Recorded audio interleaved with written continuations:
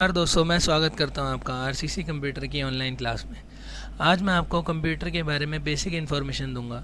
सबसे पहले कंप्यूटर की फुल फॉर्म क्या होती है। कंप्यूटर की फुल फॉर्म होती है common operating machine purposely used for technological and educational research. इसके बाद आता है कि कंप्यूटर हमारा क्या चीज़ होती है, किस काम में हमारा कंप्यूटर आता है। कंप्यूटर एक इलेक्ट्रॉनिक मशीन होती है जो कि हमारा डेटा को स्टोर करने के लिए या फिर इजीली फाइंड एंड अरेंज करने के लिए किसी भी डाटा को, या फिर हमारा कंप्यूटर किसी अदर मशीन को कंट्रोल करने के काम में भी आता है।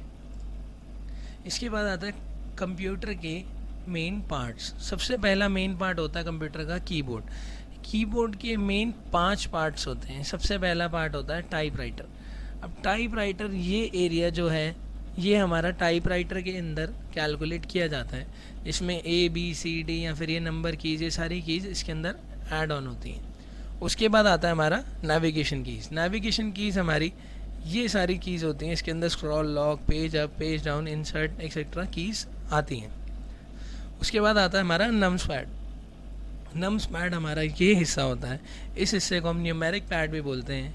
इसके अंदर एक खास की होती है, ये नम लॉक। इसको हम नंबर लॉक की भी बोलते हैं। इससे क्या होता है, ये हमारा एक तरीके से ऑन एंड ऑफ बटन होता है। ऑन एंड ऑफ बटन मतलब ये बटन हमारे इन सारी 11 कीज़ को कंट्रोल करता है। 7 8 9 ये जो कीज़ यहाँ पे लिखी हुई है ना वाइट कलर से, ये कीज़ को ये बटन कंट्रोल करता है।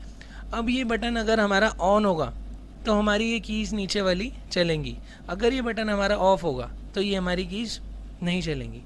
अब हम इसे चेक कैसे करें कि ये की हमने ऑन कर रखी है या नहीं कर रखी। तो उसके लिए अगर हम ये नम लॉक की दबाएंगे और यहाँ पे एक छोटी सी लाइट होती है। हर कंप्यूटर में 3 लाइट्स होती हैं। सबसे पहले वाली लाइट इसको दर्शाती है। अब सबसे पहले वाली लाइट अगर ऑन है तो उसका मतलब है नम लॉक ऑन है, अभी चल सकती हैं ये सारी कीज़। मगर अगर ये बटन एक और बार हम दबाएंगे और ये लाइट बंद होगी यहाँ से, तो ये कीज़ हमारी वर्क करना बंद कर देंगी। उसके बाद आता है हमारा फंक्शन कीज़। फंक्शन कीज़ हमारी F1 से लेके F12 तक जितनी कीज़ आती हैं वो सारी कीज़ होती है हमारी फंक्शन कीज़। लास्ट होता है हमारा एरो कीज़। एरो कीज़, ये 4 कीज़ हमारी एरो कीज़ होती हैं। ये किसी भी फोल्डर को अप डाउन सिलेक्शन में या फिर सॉफ्टवेयर में काम में आती हैं सिलेक्शन करने के। इसके बाद आता है अगला पार्ट के कंप्यूटर का, जो कि है माउस। माउस के 4 मेन पार्ट्स होते हैं। सबसे पहला माउस वायर। माउस वायर किस काम में आती है? माउस वायर कंप्यूटर के CPU से डायरेक्टली माउस को कनेक्ट करने के काम में आती है। उसके बाद आता है हमारा left button mouse click. Left button mouse click हमारा किसी भी फोल्डर को सिलेक्शन करने के काम में आता है। इस बटन को हम प्राइमरी बटन भी बोलते हैं क्योंकि सबसे ज़्यादा कंप्यूटर में यूज़ होने वाला बटन ही सिर्फ ये लेफ़्ट माउस क्लिक ही होता है। उसके बाद आता है right button mouse click. Right button mouse click किस काम में आता है? राइट बटन माउस क्लिक किसी भी फोल्डर की या फाइल की या किसी सॉफ्टवेयर की प्रॉपर्टीज़ देखनी है हमने, या उसके अंदर ऑप्शंस देखने हैं कि उससे हम क्या क्या कर सकते हैं, डिलीट कर सकते हैं या और भी बहुत सारे काम होते हैं वो कर सकते हैं। वो सारे ऑप्शंस इनेबल करने के लिए हमारा राइट बटन माउस क्लिक काम में आता है। उसके बाद आता है हमारा स्क्रॉल व्हील। स्क्रॉल व्हील हमारा विंडो को अप या डाउन करने के काम में आता है। इसके बाद आता है हमारा कैबिनेट। इसे हम केस भी बोलते हैं। अब सबसे पहली चीज़, इसको लोग समझते हैं कि ये होता है हमारा CPU, मगर ये हमारा ऐसा नहीं है, क्योंकि ये सिर्फ एक स्टोरेज के लिए कैबिनेट या केस है। ये एक बॉक्स है जिसके अंदर हमारे SMPS, motherboard, RAM, hard disk, DVD रोम और बहुत सारी चीज़ें ये स्टोर करता है। अब इसके अंदर जो बेसिक पार्ट्स लगते हैं उनमें सबसे पहला पार्ट होता है हमारा SMPS। SMPS की फुल फॉर्म होती है स्विच मोड पावर सप्लाई। अब स्विच मोड पावर सप्लाई क्या होता है? स्विच मोड पावर सप्लाई इस तरीके का दिखता है और ये किस काम में आता है? स्विच मोड पावर सप्लाई हमारा पावर को रेगुलेट करने के काम में आता है DC पावर से AC पावर में। मतलब पीछे से जो इलेक्ट्रिक स्विच से पावर आ रही होती है वो हमारे कंप्यूटर में डायरेक्टली सपोर्ट नहीं कर सकती। उस पावर को ये DC से AC में कन्वर्ट करके हमारे मदरबोर्ड को आगे भेज देता है, जिससे वो इजीली यूज़ हो जाती है। इसके बाद आता है हमारा मदरबोर्ड। मदरबोर्ड क्या होता है? मदरबोर्ड एक तरीके से हमारा सर्किट बोर्ड होता है या मेन बोर्ड होता है, जो कि कम्युनिकेट करता है कंपोनेंट्स के बीच में। मतलब जितने भी हार्ड डिस्क, रैम और सीपीयू, जितनी सारी चीज़ें हैं, इन सबको कनेक्ट करने के लिए ये मदरबोर्ड काम में आता है। इसके बाद आता है हमारा रैम, हार्ड डिस्क। ये दोनों चीज़ें मैंने आपको एक साथ में इसीलिए ली हैं क्योंकि ये दोनों इंटर रिलेटेड हैं। अब रैम और हार्ड डिस्क इंटर रिलेटेड कैसे हैं?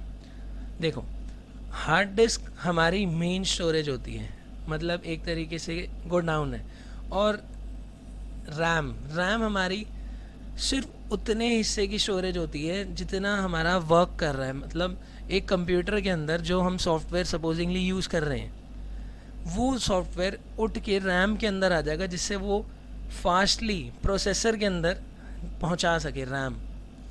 इसकी स्पीड बहुत ज़्यादा होती है हार्ड डिस्क के, ठीक है। ये होता है हमारा प्रोसेसर। अब सबसे पहले रैम की फ़ायदे और नुकसान की बातें कर लेते हैं। सबसे पहले रैम की स्पीड प्रोसेसिंग बहुत ज़्यादा होती है। ये फैंसियर प्रोग्राम यूज़ करता है, मतलब कि फैंसियर प्रोग्राम मतलब heavy softwares like 3D Max या हैवी गेम्स हो गई, वो सारी चीज़ हमारी रैम के ऊपर ही चलती हैं। इसकी स्पीड बहुत ज़्यादा होती है। उसके बाद में हमारा आता है स्टोरेज, इसकी बहुत कम होती है। मतलब ये अपने अंदर किसी भी डाटा को, किसी भी फोल्डर को, किसी भी फाइल को स्टोर नहीं कर सकता। ये सिर्फ स्टोरेज, सारी स्टोरेज हार्ड डिस्क स्टोर करती है, मोर स्टोरेज। उसके बाद में हार्ड डिस्क की जो कमी है वो है इसकी स्पीड बहुत कम रहती है। अब आगे देखते हैं प्रोसेसर इसे हम बोलते हैं दिमाग मतलब कंप्यूटर का सीपीयू असली में ये हिस्सा होता है। ये छोटी सी चिप मदरबोर्ड के अंदर लगाई जाती है। It is the brain of computer, also known as CPU. इसे सीपीयू भी बोला जाता है। और ये ही सारा डाटा प्रोसेस करती है, मतलब विजन जितने भी क्रिएट करती है वो इसी के थ्रू विजन्स वगैरह सारा दिमाग यही लगाता है और यही आगे हमारे को दिखाता है। उसके बाद लास्ट पार्ट आ जाता है इसका डीवीडी रोम। डीवीडी रोम किस काम में आता है?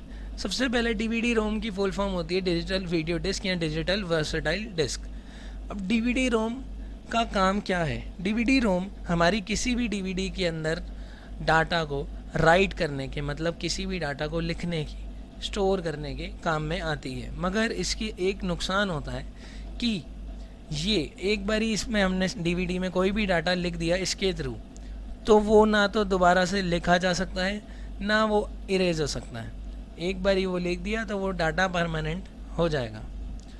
आज की क्लास आपको कैसी लगी? अगर आपको अच्छी लगी हो तो लाइक, शेयर और कमेंट ज़रूर करें।